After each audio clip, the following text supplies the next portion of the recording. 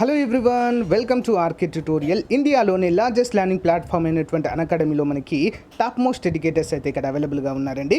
మీకు నచ్చినటువంటి పర్సన్ మీరు సెలెక్ట్ చేసుకోవచ్చు. అంతేకాకుండా APPSC, TSPSC, RRB, SSC, what ever it maybe అన్నిటికీ కూడా బెస్ట్ బ్యాచెస్ ఉంటాయండి. అయితే ఇక్కడ మనకు ఉన్నటువంటి ముఖ్యమైన అప్డేట్ ఏంటి అంటే ప్రైస్ హైక్ జరగబోతుంది. అందరూ కూడా గమనించాలి. యాక్చువల్గా ప్రజెంట్ ఎంత ఉందంటే 1 ఇయర్కి 9,350 రూపాయలు ఉందండి. సో మరి 10% హైక్ కాబోతుందండి. అంటే 10,285 రూపాయలు అయితే కాబోతుందండి. ఈ యొక్క 9,350కి మన కోడ్ RKT10 యూజ్ చేస్తే ఇంకొక 10% మీకు అడిషనల్గా తగ్గుతుంది, డిస్కౌంట్ అయితే రాబోతుంది. అందరూ కూడా ఉపయోగించుకోవాలి ఫ్రెండ్స్, ఓకేనా. ప్రైస్ హైక్ అనేది పెరగకముందే తీసుకోండి. మీ లక్ష్యాన్ని మీరు చేరుకోవడానికి మీ ఇంటి దగ్గర ఉండే లైవ్ క్లాసెస్ వినండి, ఓకేనా. All the best. Hello everyone, welcome to RK tutorial. Guys, ఇండియాలోనే లార్జెస్ట్ లెర్నింగ్ ప్లాట్ఫామ్ అయినటువంటి అకాడమీలో మనకి టాప్ మోస్ట్ ఎడ్యుకేటర్స్ అయితే ఇక్కడ అవైలబుల్గా ఉన్నారండి. మీకు నచ్చినటువంటి కోర్స్ అయితే ఇక్కడ మీరు తీసుకోవచ్చు. అంతేకాకుండా చాలా మంచి ఆఫర్స్ అయితే తీసుకురావడం అయితే జరుగుతుంది. ఆంధ్రప్రదేశ్లో, తెలంగాణ రాష్ట్రంలో భారీ స్థాయిలో నోటిఫికేషన్లు రాబోతున్నటువంటి నేపథ్యంలో మరి ముందుగానే మనము ప్రిపరేషన్ అనేది స్టార్ట్ చేయాల్సిన అవసరం ఉంది. మరి అందులో భాగంగా 1 ఇయర్ సబ్స్క్రిప్షన్ తీసుకున్న వారికి మరి 1 ఇయర్ కాదు 2 ఇయర్ సబ్స్క్రిప్షన్ తీసుకున్న వారికి 3 months అయితే ఆఫర్ ఉందండి, ఉపయోగించుకోవాలి. మరి ఈ ఆఫర్ 22 మరియు 23 తారీఖులో మాత్రమే ఉంటుంది. డ్యూయల్ ఎడ్యుకేటెడ్ సెషన్ కూడా ఉందండి. మనకు శ్రీనివాస్ సార్ మరియు దత్తు సార్ ఇద్దరు కలిసి కూడా చెప్పడం అయితే జరుగుతుంది. 24th డ్యూయల్ ఎడ్యుకేటెడ్ సెషన్ ఇక్కడ కూడా ఉందండి. Balakrishna sir and Muralikrishna sir ఇద్దరు కూడా చెప్తారు. ఆస్క్ మీ ఎనీథింగ్ పేరుతో మార్చి 26వ తారీఖున కూడా మరి బాలకృష్ణ సార్ అయితే చెప్తారు, ఫాలో అవ్వండి. Group 2 free mock test series అండి 26వ తారీఖు ఎన్రోల్ అవ్వండి. Link in video description. మరి ఫ్రీ మాక్ టెస్ట్ సిరీస్ కూడా ఉంటుందండి, అందరూ కూడా గమనించాలి. ఫ్రీ మాక్ టెస్ట్లో మీరు పాల్గొని మరి మీరు కూడా స్కాలర్షిప్ పొందేటువంటి అవకాశం అయితే ఇక్కడ కల్పించడం జరుగుతుంది. సో మరి ఇక్కడ సబ్స్క్రిప్షన్ తీసుకోవడం వల్ల ఫ్రీ సిలబస్, కంప్లీట్ సిలబస్ ఉంటుంది, అన్లిమిటెడ్ ప్రాక్టీస్ టెస్ట్లు ఉంటాయి, అన్లిమిటెడ్ పీడిఎఫ్ నోట్స్ ప్రొవైడ్ చేస్తారు, doubts clearing by the top educators అయితే మనము చూడవచ్చు. మరి 1 ఇయర్ వచ్చేసి 9,350, కానీ మన కోడ్ RKT10 యూజ్ చేస్తే 8,415. మన కోడ్ వచ్చేసి RKT10. అందరూ కూడా ఉపయోగించాలి ఫ్రెండ్స్, చాలా మంచి అవకాశం, ఉపయోగించుకోండి. Let's crack it. So guys, ఈరోజు మనము డైలీ కరెంట్ అఫైర్స్ మరియు జీకేలో భాగంగా 26వ తారీఖు మార్చ్ 2022కు సంబంధించిన కరెంట్ అఫైర్స్ చూద్దాము. చాలా ఇంపార్టెంట్ క్వశ్చన్స్ ఉన్నాయండి, ఎవరు కూడా మధ్యలో స్కిప్ చేయవద్దు, ఓకే. Question number 1. కేంద్ర పర్యావరణ మంత్రిత్వ శాఖ జాతీయ డాల్ఫిన్ దినోత్సవంగా ఏ రోజును గుర్తించింది? ఆన్సర్ ఆప్షన్ బి అండి, అక్టోబర్ 5వ తారీఖును గుర్తించిందండి. చూద్దాం. కేంద్ర పర్యావరణ మంత్రిత్వ శాఖ అక్టోబర్ 5ని జాతీయ డాల్ఫిన్ దినోత్సవంగా గుర్తించింది. మరియు ఈ సంవత్సరం నుండి ప్రతి సంవత్సరం దీనిని జరుపుకుంటారు. National board for wild life standing committee October 5ని నేషనల్ డాల్ఫిన్ డేగా పేర్కొంటూ ఈ నిర్ణయం తీసుకుంది. గంగా డాల్ఫిన్తో సహా డాల్ఫిన్ పరిరక్షణలో ఇది అంతర్భాగమైనందున ఈరోజు అవగాహన కల్పించడంపై దృష్టి పెడుతుంది. మరి డాల్ఫిన్లను సంరక్షించుకోవడంలో ప్రజల భాగస్వామ్యం కూడా ఈ రోజున కేంద్రీకరించబడుతుంది అన్నట్లుగా తెలియజేశారు. నెక్స్ట్ 1. అంటార్క్టికా ప్రాంత పరిశోధనకు 39వ మరియు 40వ భారతీయ శాస్త్రీయ యాత్రను విజయవంతంగా నిర్వహించింది. అయితే ఈ యాత్ర ఏ స్వతంత్ర ప్రతిపత్తి సంస్థ నిర్వహించింది భారతదేశంలో? Answer option A is the right answer అండి, National Centre for Polar and Ocean Research. So National Centre for Polar and Ocean Research అండి. చూద్దాం వివరాలు. National Centre for Polar Research and Ocean Research, Polar and Ocean Research Ministry of Earth Sciences పరిధిలోకి వచ్చే స్వయం ప్రతిపత్తి సంస్థగా దీన్ని మనము చెప్పుకోవచ్చు.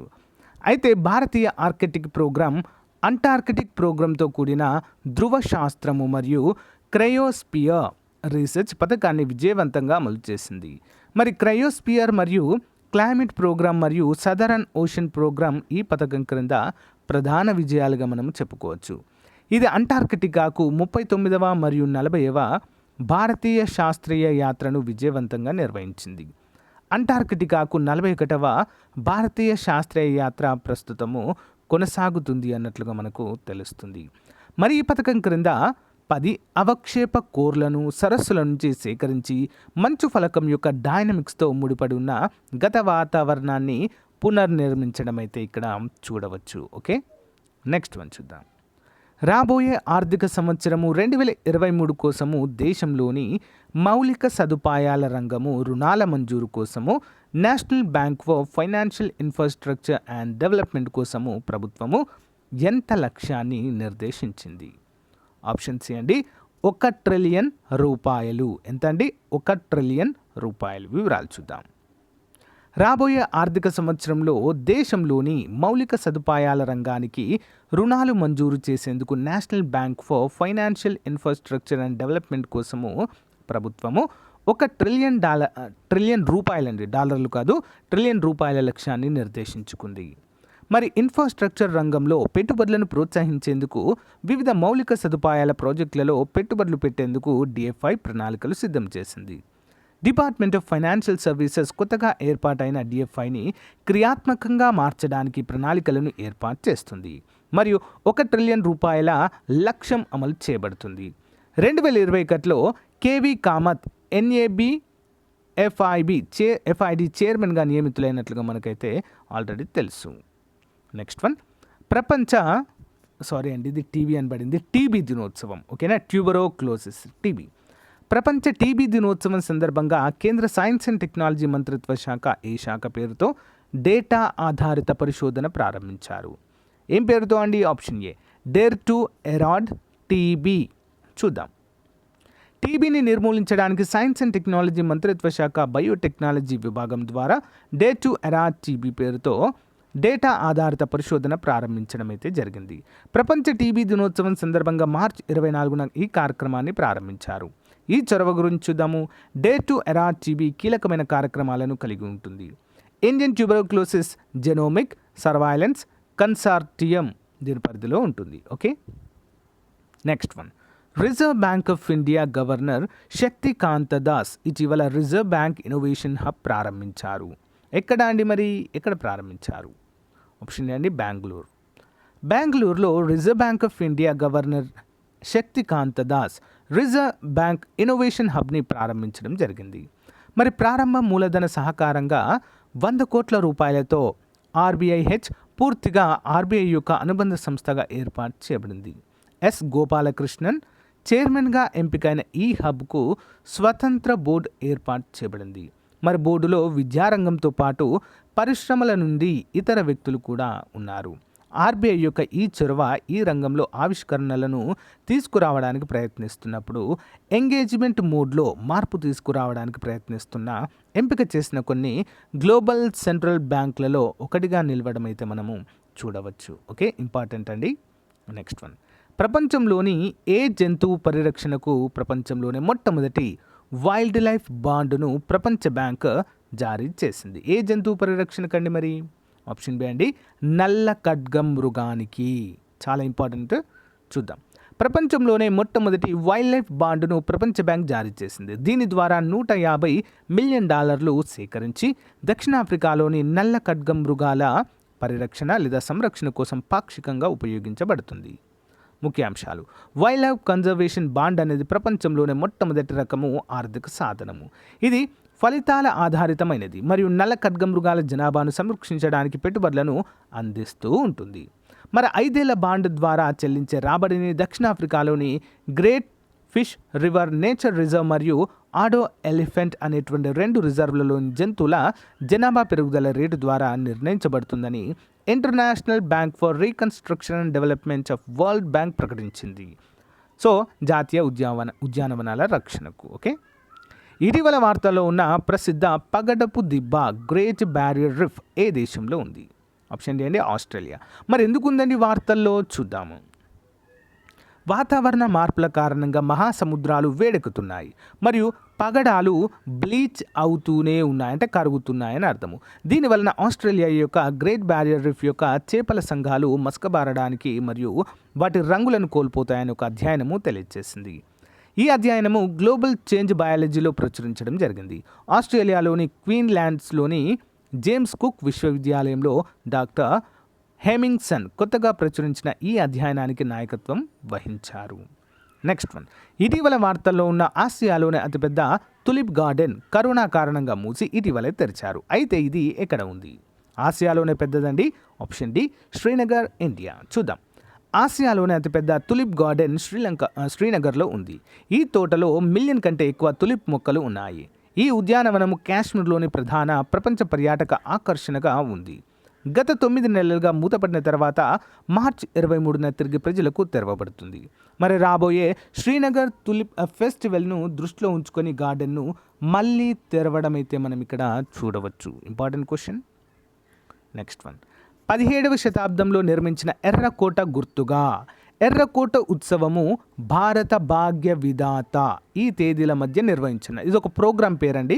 ఎర్రకోట ఉత్సవం భారత భాగ్య విధాత పేరుతో ఇక్కడ మరి ఏ తేదీలో అంటే ఆప్షన్ ఏ అండి, మార్చి 25 నుంచి ఏప్రిల్ 3 వరకు ఢిల్లీలో అండి. అంతే కదండి. ఎక్కడుంది ఎర్రకోట? ఢిల్లీలోనే. మార్చి 25 నుంచి ఏప్రిల్ 3 వరకు ఎర్రకోట ఉత్సవం భారత భాగ్య విధాత జరుపుకుంటారు.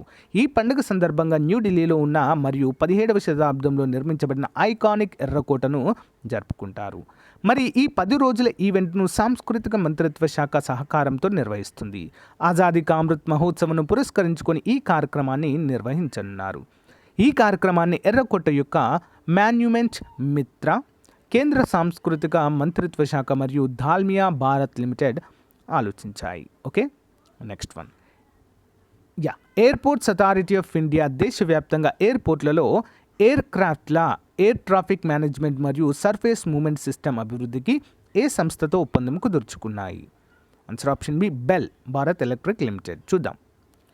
Airport Authority of India defence public sector undertaking Bharat Electronic Limited BELతో దేశవ్యాప్తంగా ఎయిర్పోర్ట్లలో ఎయిర్ క్రాఫ్ట్ల యొక్క ఎయిర్ ట్రాఫిక్ మేనేజ్మెంట్ మరియు సర్ఫేస్ మూవ్మెంట్ సిస్టమ్ల ఉమ్మడి అభివృద్ధి కోసం ఒక ఒప్పందంపై సంతకం చేసింది.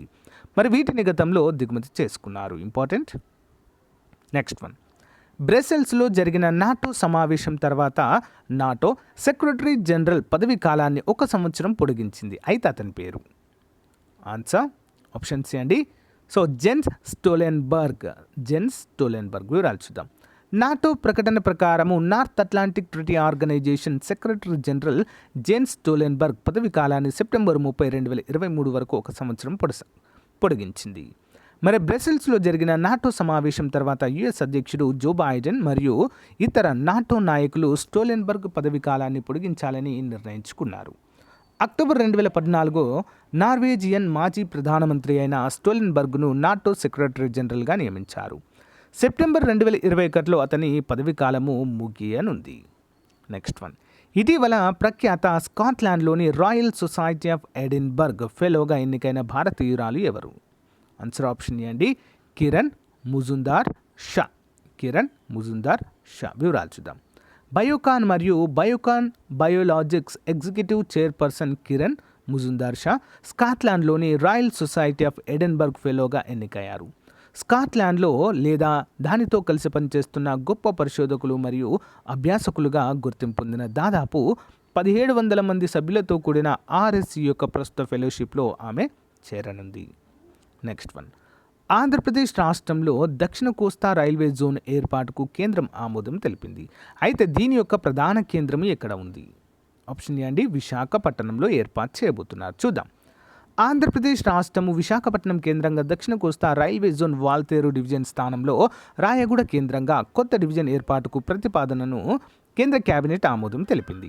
మార్చి 25న రాజ్యసభలో బీజేపీ ఎంపీ BVL నరసింహారావు అడిగిన ప్రశ్నకు కేంద్ర రైల్వే శాఖ మంత్రి అశ్విని వైష్ణవ్ ఈ మేరకు బదులిచ్చారు. దక్షిణ కోస్తా రైల్వే జోన్కు DPR సమర్పించాక కొత్త రైల్వే జోన్ రాయగూడ రైల్వే డివిజన్ ఏర్పాటు పరిధి ఇతర అంశాలు మా దృష్టికి వచ్చాయి. ఈ అంశాలను పరిశీలించడానికి సీనియర్ అడ్మినిస్ట్రేటివ్ గ్రేడ్ లెవెల్ కమిటీని ఏర్పాటు చేశామని మంత్రి అశ్విని వైష్ణవ్ వివరించారు. కొత్త రైల్వే జోన్ మరి ఈ యొక్క కొత్త రైల్వే జోన్ రాయగూడ డివిజన్లో ఏర్పాటు చేయనున్నారండి. 2021-22 బడ్జెట్లో 170 కోట్ల రూపాయలు కేటాయించినట్లుగా తెలుస్తుంది. ఓకేనా. నెక్స్ట్ వన్ చూద్దాం. Additional questions. ఫిచ్ రేటింగ్ ప్రకారం 2022-23 ఆర్థిక సంవత్సరంలో భారతదేశం యొక్క అంచనా వేసిన GDP వృద్ధి రేటు ఎంత? ఆన్సర్ ఆప్షన్ సి అండి, 8.5%. IQ ఎయిర్ యొక్క 2021 వరల్డ్ ఎయిర్ క్వాలిటీ రిపోర్ట్లో ప్రపంచంలో అత్యంత కలుషితమైన రాజధాని నగరంగా ఏ నగరం ఎంపికైంది? Option D New Delhi. FAME to FAME India పథకము ఏ ఆర్థిక సంవత్సరం వరకు 5 ఏళ్ల పాటు అమలు చేయబడుతుంది? ఆప్షన్ ఏ అండి 2023 నుంచి 24. 2022 ఫ్రిడ్జికర్ ఆర్కిటెక్చర్ ప్రైజ్ విజేత పేరేంటి? ఆప్షన్ బి అండి Diebedo Francis Kere. Next one, 2022లో విమెన్ ట్రాన్స్ఫార్మింగ్ ఇండియా అవార్డ్స్తో ఎంతమంది మహిళలు అవార్డు పొందారు? ఆప్షన్స్ అండి 75. 2022 మార్చిలో యాంగి యారిక్లో ప్రారంభమైన భారత సైన్యం మరియు ఉజ్బెకిస్తాన్ మధ్య సంయుక్త సైనిక శిక్షణ వ్యాయామం పేరేంటి? ఆప్షన్ బి అండి ఎక్స్ డస్ట్లిక్. నైట్ ఫ్రాంక్ ప్రకారం global house price index Q4 2021లో భారతదేశం యొక్క ర్యాంక్ ఎంత? Option A 51. ప్రపంచవ్యాప్తంగా ఏ సంవత్సరంలో ఏ రోజును ప్రపంచ వాతావరణ దినోత్సవంగా ప్రకటిస్తారు అంటే మార్చి 23. నెక్స్ట్ వన్, ప్రపంచ తలగాయాల అవగాహన దినోత్సవాన్ని ప్రపంచవ్యాప్తంగా ఏ రోజున జరుపుకుంటారు? మార్చి 20. ఏ భారత స్వతంత్ర సమరయోధుల వర్ధంతి జ్ఞాపకార్థము మార్చి 23ని అమరవీరుల దినోత్సవంగా పాటిస్తారు? ఆప్షన్ ఏ భగత్ సింగ్, సుఖ్దేవ్ థాపర్ మరియు Shivaram Rajguru. Okay, next one, daily GK questions.